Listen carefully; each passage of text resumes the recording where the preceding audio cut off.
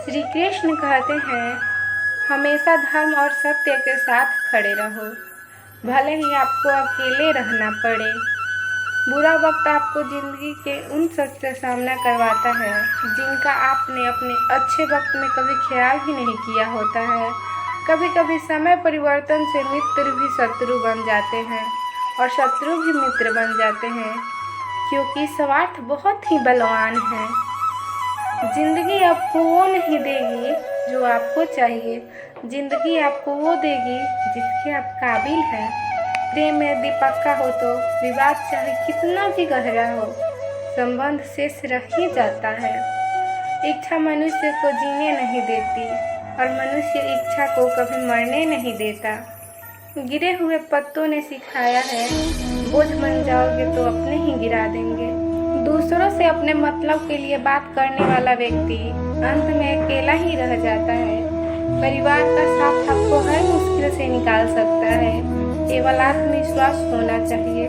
जिंदगी तो कहीं से भी शुरू हो सकती है। हीरा परखने वाले से अधिक महत्वपूर्ण पेड़ा परखने वाला होता है। जो चीज़ हमारे हाथ में नहीं, उसके विषय में चिंता करके कोई फायदा नहीं।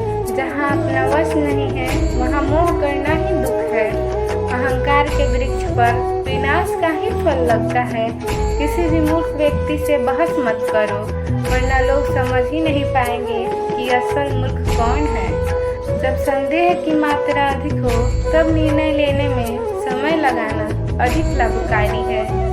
जिसने साथ दिया उसका साथ दो, परंतु जिसने त्याग दिया उसे तुम भी त्याग दो। भरोसा जीता जाता है, मांगा नहीं जाता।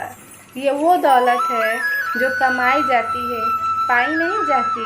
जिस प्रकार अग्नि स्वर को परखती है, उसी प्रकार संकट वीर पुरुषों को। सुख दुख का आना जाना सर्दी गर्मी के आने जाने के जैसा है, इसलिए इन्हें सहन करना सीखना चाहिए। 3 चीज़ें ज़्यादा देर तक नहीं छुप सकती, सूरज, चंद्रमा और सत्य। श्री कृष्ण कहते हैं, फिर से प्रयास करने में मत घबराना, क्योंकि इस बार शुरुआत शून्य से नहीं अनुभव से होगी। एक बात हमेशा याद रखना, बोले गए शब्द, बीता हुआ वक्त और टूटा हुआ भरोसा कभी वापस नहीं आता। भाषा शरीर का एक ऐसा अदृश्य अंग है जिसमें मनुष्य का सब कुछ दिखाई देता है। जो दूसरों को हानि पहुंचाकर अपना हित चाहता है, वह मनुष्य अपने लिए दुख का बीज बोता है। अपनी पीड़ा के लिए संसार को दोष मत दो, अपने मन को समझाओ। तुम्हारे मन का परिवर्तन ही तुम्हारे दुखों का अंत है। सच बोलने का साहस कीजिए, परिणाम भुगतने की शक्ति परमात्मा देंगे।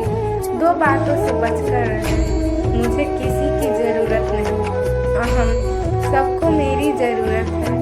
वह बड़ा लक्ष्य प्राप्त करने के लिए बस एक मजबूत सोच की ज़रूरत होती है। ज़िंदगी आसान तब होगी जब दूसरों से उम्मीद कम और खुद पर ज़्यादा यकीन हो।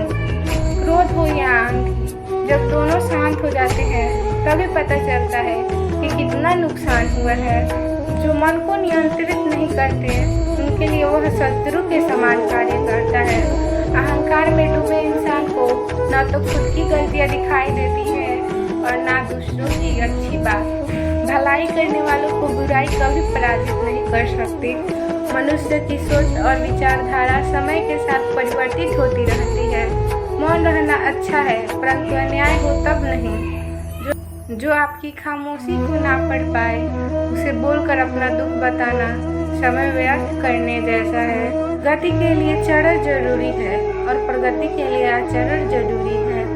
बुराई बड़ी हो या छोटी, हमेशा विनाश का कारण बनती है, क्योंकि नाव में छेद छोटा हो या बड़ा, नाव को डुबा ही देता है। संतोष ही सबसे बड़ा धन है।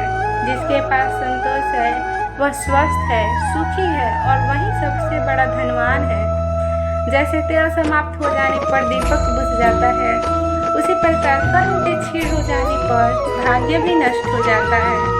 केवल जीतने वाला ही नहीं, बल्कि कहाँ पर हारना है ये जानने वाला भी श्रेष्ठ होता है।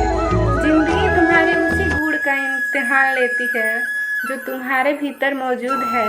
कर्म योग वास्तव में एक परम रहस्य है। अच्छे इंसान में भी एक बुरी आदत होती है कि वो हर किसी को अच्छा समझ लेता है।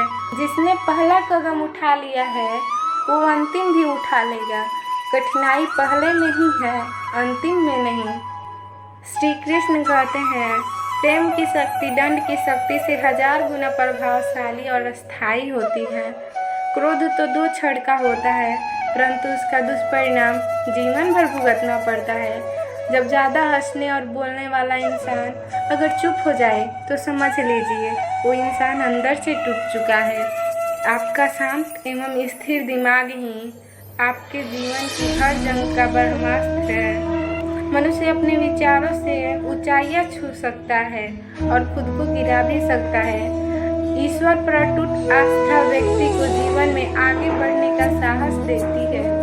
क्षमता और ज्ञान को हमेशा अपना गुरु बनाओ, अपना गुरु नहीं। समय मनुष्य के बनाए मार्ग पर नहीं चलता, मनुष्य को समय के दिखाए मार्ग पर चलना होता है। इसी को नियति कहते हैं।